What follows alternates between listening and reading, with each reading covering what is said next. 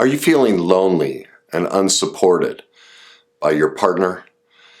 Just feeling ignored and abandoned, and they don't understand you, they don't meet your needs, you're just not connecting? Well, that's a difficult, heartbreaking place for any of us to be. And there's a common reason for it. There's a common dynamic that in play in all relationships that causes this. And most relationships, let's face it, why do they break up? Why do they end? What causes divorce? Is we didn't feel loved and supported. Well, some of that is society's fault, really. See, we have to remember how we've learned about relationships. Think about it. In our generation, in the last 70 years, relationships have been modeled to us through TV, through music, through movies, through books.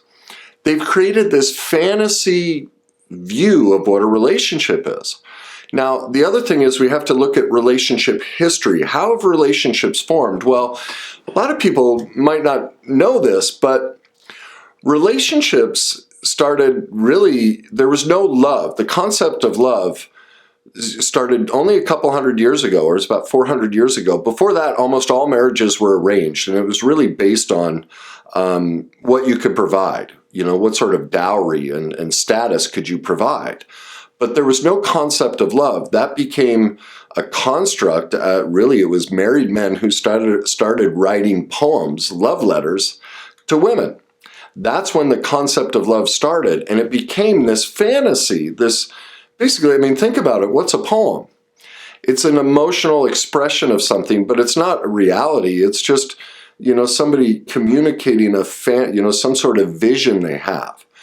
Well, that's the dynamic of relationships we've all grown up with, and now it's been really exacerbated in our generations, the last 3 to 5, going back because of movies and music. Now it's completely switched, and everything's about love, and the message we've been sent is honestly very destructive, and it's not realistic at all. And that's why the divorce rate is over 50%. That's why so many people aren't feeling loved and supported. Is no one's really bad. It's not that your husband or your wife isn't a supporting person. It's that the way they've been taught to be supportive doesn't create support. It's not the true, authentic support that we need, and it leaves us all feeling bankrupt. And it's also incredibly manipulative. It's not authentic. It's not real. And so that's what's causing the major rift in all of this, is just a lack of information. We don't teach what true healthy relationships are. And in all fairness, in the advent of psychology around relationship dynamics, the things I'm going to speak to you about here in just a minute, the solutions, have only been developed in the last, 20 to 50 years, depending on, which part you talk about. But the deeper levels of true intimate relationship, as we've studied, what it takes to have a real relationship, because psychology really, the practice or the study of psychology is only about 150 years old. We never dealt with any of these topics for the millions of years we've been on this planet.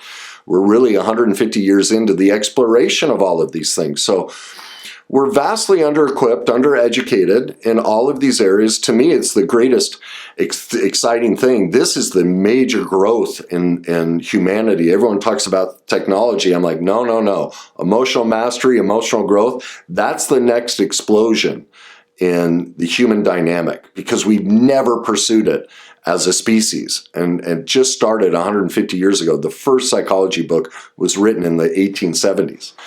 And then Freud, but really it wasn't until the 1970s with the advent of talk shows, Oprah, Phil Donahue, Morton Downey Jr., the crazier ones, where we started to talk openly about relationships, emotions, trauma, abuse, all these different topics. So think about that. In millions of years of existence, we're 50 years into the open discussion of love and true relationship and the investigation of it. Well, if you were to equate that, that means we really haven't even discovered fire or tools, or that the earth isn't flat. That's how early in the process of emotional mastery and emotional development, relational development, we are as a species as to what we're capable of.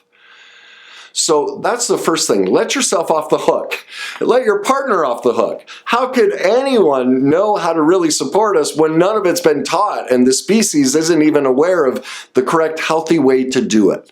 So that's the first thing, is everybody kind of lower your expectations and realize everybody's just doing the best they can with very little information and very little teaching, okay? So that's the first, kind of shift in perspective that needs to happen, is we're just doing the best we can. Now, the second thing to recognize is, what is the general message we've been sent about love? If you love me, you'll have my back at all times. I call it the Kardashian Method, because when reality shows started, that you look at The Bachelor, you look at reality shows like the Kardashians, everyone talks about it. Well, you got to have my back at all times. He's got to support me. Well, let's look at that. That belief system that our partner has to support us, has to be on our side at all times. And I'm going to use an example that's really just far-fetched, but it drives home the point of how illogical, how improper, and how wrong that belief system is, that our partner needs to support us at all times. Let's say I was married. And let's say I walked into my wife and, marriage is going okay and things are basically fine. And I turned to her and I said, honey, I'm just kind of a little bored with our relationship. I'm bored with life. So you know what I've decided to do? I've decided that every Wednesday night from 8 p.m. till 1 a.m. in the morning, I'm going to go out and I'm going to commit murder. I just need that in my life. I need some sort of excitement and something to do. Well, under this premise that we're always supposed to have their back, what does that mean? Well, she should support me. Now, I know that sounds outlandish, but that's the expectation we place on people. Our husband or wife is an addict or has a codependent relationship with their parents or an inappropriate relationship with their children, or they step out of line at work, or all these different perfect imperfections that aren't, as egregious as my example. And there's this demand, you have to support me. Well, no, I know if my partner came in and said that, I go, well, it sounds like you're doing what's best for you, but that doesn't fit my morals and values, my needs and wants. So good for you for doing what's best for you. But yeah, I think I'm going to look for a different partner.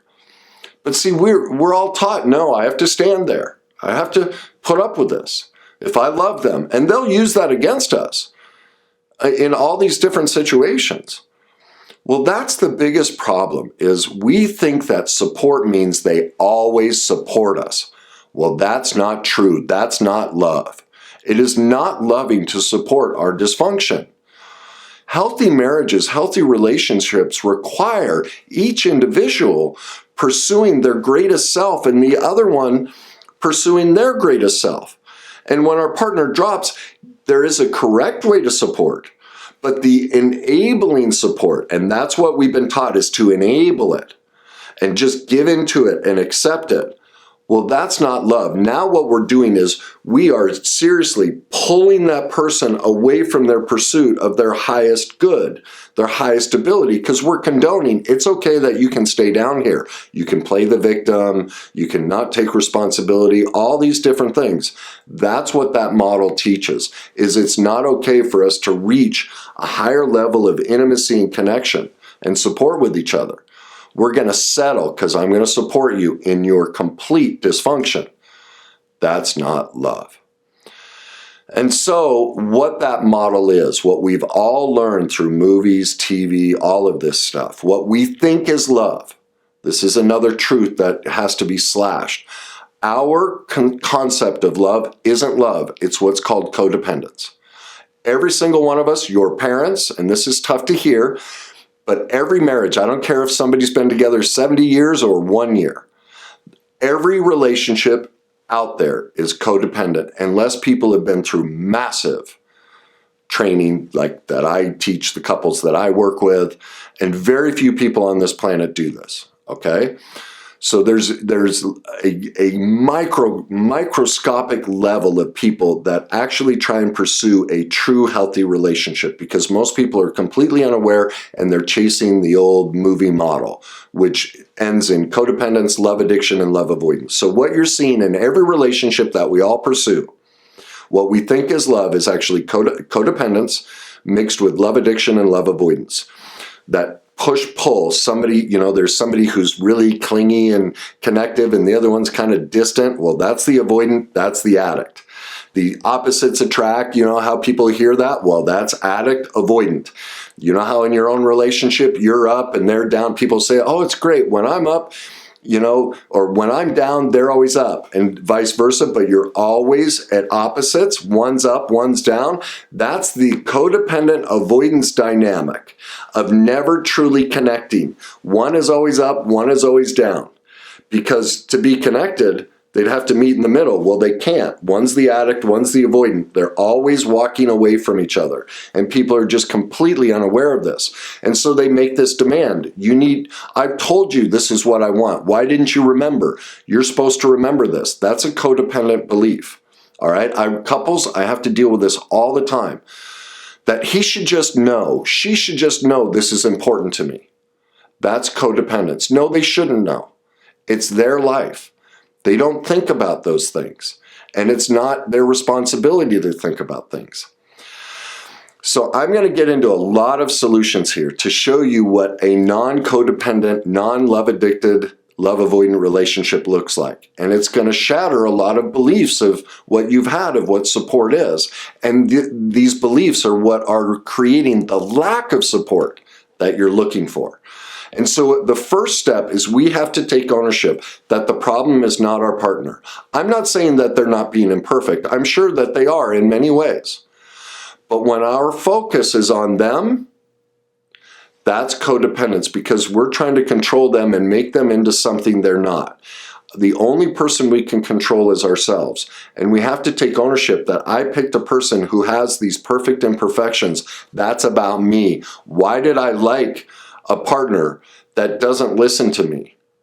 And we say, oh, that's not my fault. No, it is. And fault isn't the right word. But the responsibility is on us. From day one, they didn't listen to you. And you stayed. And all these different imperfections, they were always there. But because of the codependent love addiction, love avoidant model, we suppress all that. We're caught up in the feelings and the butterflies and the magic of the sex and the newness of things. And we get sucked in because we think we're living the movie, the Notebook and all of that. Now, look, I love all those movies. I watch them and cry. They're wonderful, but they are not real. That is not love. Okay?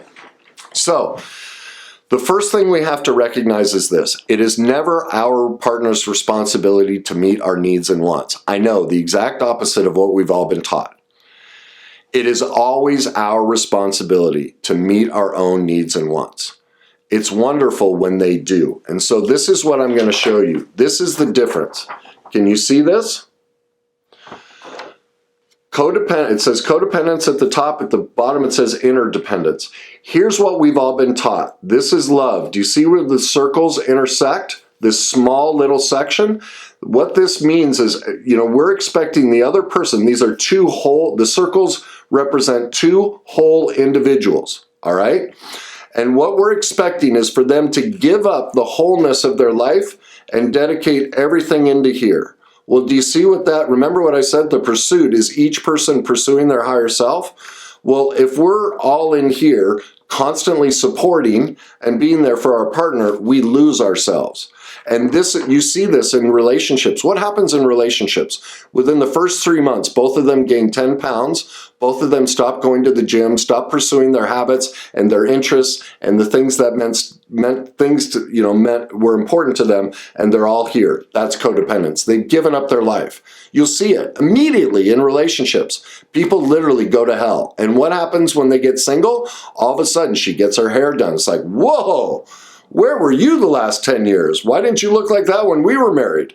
Both men and women. I look at myself. After my divorces, I look great, because I was stuck in this codependent model before I learned how all this stuff worked. So the expectation that this is relationship is the loss of two individual selves. And so true healthy relationship is this. You have two individuals who discuss, and this is one thing people never do. Ask a person, what are your morals and values? What are your needs and wants? What are your negotiables and non-negotiables? And even more important, before you ever go on a date, and if you're stuck in a marriage, you need to sit down right now and go, what are my morals and values? What are my needs and wants? What are my negotiables and non-negotiables? Most people are in relationships where they've picked a partner that they have non-negotiables with. In other words, their partner, I don't know, drinks to a level that doesn't work for them, has a hobby they don't like, that goes against their morals and values, smokes pot or whatever it is, has a political belief system that's non-negotiable, religious belief, their beliefs on intimacy and sex, how often it should be, and the type of sex. They're all non-negotiable, and they're stuck in this because they never sat down and went, what are my morals and values, needs and wants, negotiables and non-negotiables? So that's the first thing you need to do. And then you go find somebody, and the hope is that this part of signifies the relationship. The hope is that you find somebody, depending on what your morals and values are, that shares. This section becomes bigger, so you have a lot more shared interests. Now, some people like a quieter relationship with more independence. Well, then go find somebody that feels the same way. So there's very little shared interdependence in the relationship. So those are the first steps. We have to sit down and go, who am I and what do I want? Now, who am I going to look for? Do I want someone with a lot of shared interests so when the circles come together, we share a lot of commonality? Or do I want less? What does it look like? Now, the way it works is in a relationship, remember the belief that everyone has to support us? Well, here's what happens. Our spouse comes in and says, hey, I want to go camping this weekend. And on Monday, we're like, yeah, sounds great. I love to camp. This is a shared interest. But then the rest of the week, they had a terrible week. They're exhausted. Maybe there's a death in the family, whatever. And they're like, no, I don't have the reserves, but I'm supposed to support my partner. So they go on the camping trip, and the whole time they're there, they're bitching and moaning and complaining. They're passive aggressive. And because ultimately they wanted to say no, but I'm supposed to support my partner. I'm supposed to be there for them. And so they hold all this hidden resentment and anger that comes out. Well, that's the death of a relationship, is people have said yes to things because I'm supposed to support them, right? And they never said no. And so the idea becomes this. We share with our person our morals and values, needs and wants, negotiables and non-negotiables. We discuss what are commonalities. And then we make requests. We discover, wait a minute, I have this part of myself that you're not interested in. Now, I might want you to join me. Like I have a husband and wife. He loves to play golf, and he loves his wife to come along. And she used to go along all the time, and it would drive her crazy.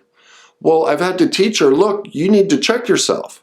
What are your reserves? Because sometimes she enjoys it. About 1 out of 10 times, she loves to sit in the cart and just ride along while he plays golf.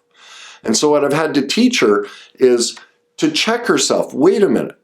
Today, this doesn't fit my morals and values. And so she's learned to say, I love you, honey, but it just doesn't work for me today. Please go play on your own. Now, conversely, he always felt rejected and abandoned when she wouldn't come. And so I've had to help him see, wait a minute, that's the most loving thing she can say, because remember all the times she'd show up and be miserable in the cart, and you'd tell me how you played a bad round because she was such a blankety blank.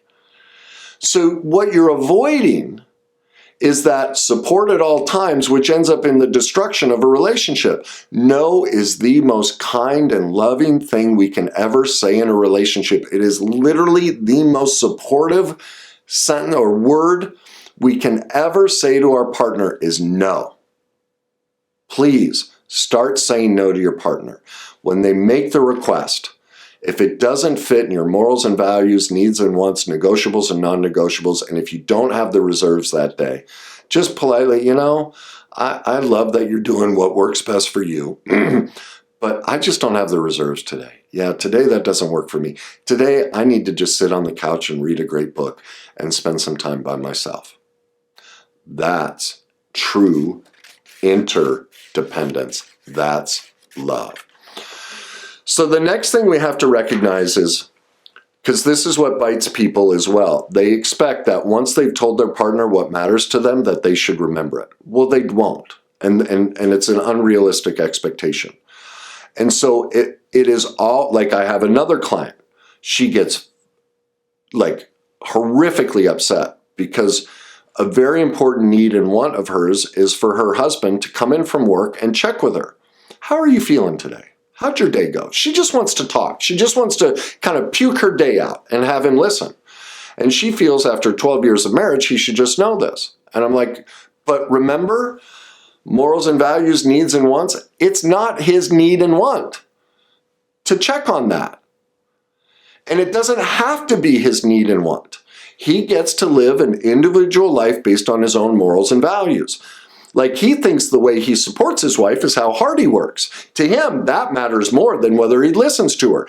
They have different morals and values on what support looks like. Well, who's right? Both of them. Who's wrong? Neither one of them. And so it's her responsibility every single day. I've had to guide her into making the request. Honey, do you have a couple minutes? I'd just like to talk about my day. Are you in a place where you can listen to me? And he's had to learn to go, you know what? It's been too tough of a day. I need an hour just to shut down, sit and watch a little TV, and then yes, I can listen to you.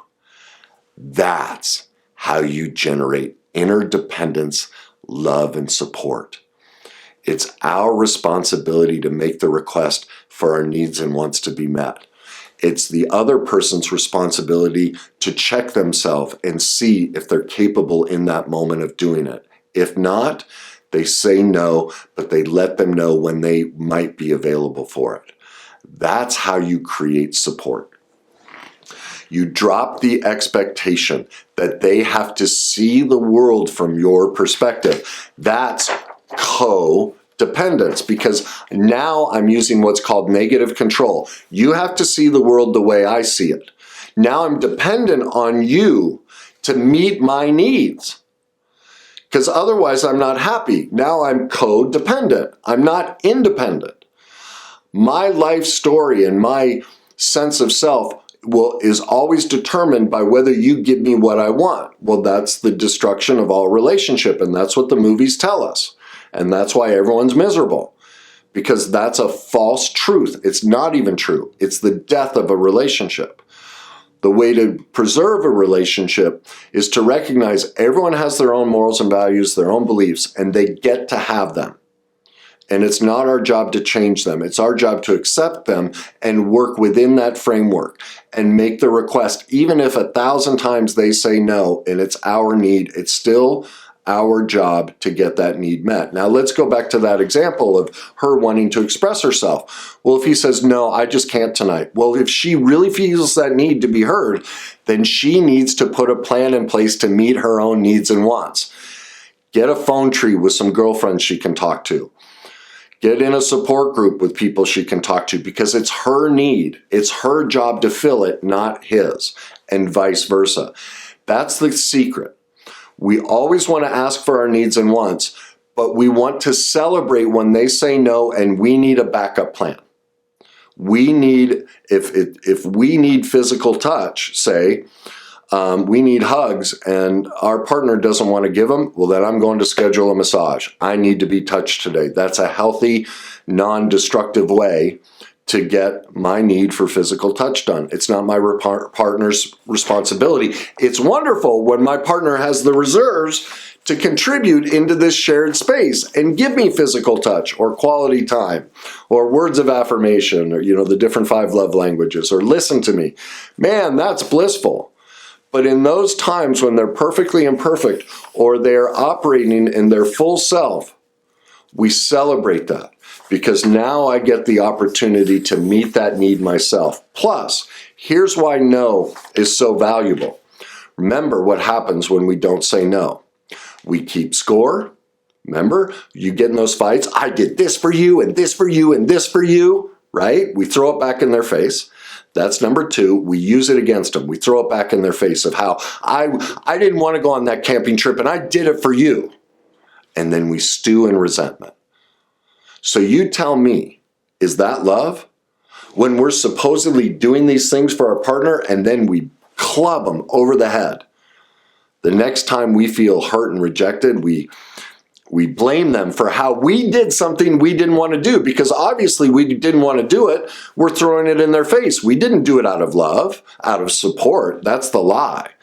We're all like, no, I supported you. No, you didn't, because you're throwing it in my face. You kept score and you have resentment that you did it. That tells me you tried to manipulate me. You tried to get, a notch on your belt to eventually go, well, I did this, now you owe me. Is that love? That isn't. Can you see it? That's the model we've been taught, is I'll do this stuff for you and I'm going to hold it over your head and you owe me because I supported you. That's why relationships are dead. That's why you're not feeling supported. So look at your dynamic.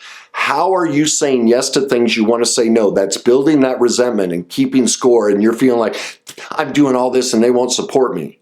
Stop. Stop doing it. Check yourself. In this moment, does it fit my morals and values, needs and wants, negotiables and non-negotiables? If it doesn't, say no. Quit doing it. That'll let go of that resentment, and that'll let go of that feeling of you're not being supported. Secondly, start making requests. After you sit down and make your list of morals and values, needs and wants, start requesting them from your partner and celebrate when they say no. The next step is put a plan in place. List out if my partner weren't here, how would I meet these needs and wants myself? What would I have to do? And so when my partner says no, boom, I immediately go to the list and I meet it myself. That's how you generate true love and support. So let me go over the steps again. First thing, look at how you're demanding that your partner support you incorrectly and be your sole source of support. How you're then using that as resentment to throw in their face and keep score. That you supported them, you did these things for them, and now you're throwing it back in their face. Recognize you're doing that to manipulate them, to control them, to then demand that they do something for you. Start owning that's not love, that's manipulative, codependent, and that will destroy the relationship. Make amends if possible. Hey, I just saw this video. I didn't know this. It was groundbreaking. I'm going to put a plan in place to stop doing this, and I'm going to tell you what that looks like. I'm going to start making, this is number 3, I'm going to start making requests of you. And when you're in that place, and I want you to say no, because I don't want, now that I learn how destructive this resentment is from not saying no, I want you to say no to me if it doesn't work for you, so that we stop the way we're throwing this in each other's faces. But what that means is I may leave, I may go do something, because I just learned I need to go meet these needs and wants myself. And so you're going to see some big changes in our relationship, and I wanted you to know that. But this is what's going to bring us our connection back. I didn't know until I saw this video that the dynamic we taught is what's destroying our relationship. I'm expecting you to do something for me that you can't do, and vice versa. It's not your job to support me when you don't want to. It's not healthy. It's not kind and loving. And so these are the steps I'm going to take to save our relationship, because you mean that much to me. I'm going to play my part in this. Now, whether you do it or not is up to you. I just know that's the type of love and relationship I want. It fits my morals and values. So I encourage you, watch this video. And if you decide you feel the same way, do you see how I'm phrasing that? They get to decide. And the partner may go, oh, it's a bunch of BS. I don't believe it. We're not codependent. We're not love addict. He's full of it. They may be in massive denial and not want to hear it. Well, that's fine. They get to. Well, go make a plan. How are you going to deal with that? Now that you have a partner who doesn't want to participate in healthy intimacy, you're going to have to put a plan in place to get healthy intimacy. So that's your solution. If you want connection in your life again, take everything and flip it to the opposite. Start learning how to support yourself first. Learn how to say no and learn how to say yes to yourself.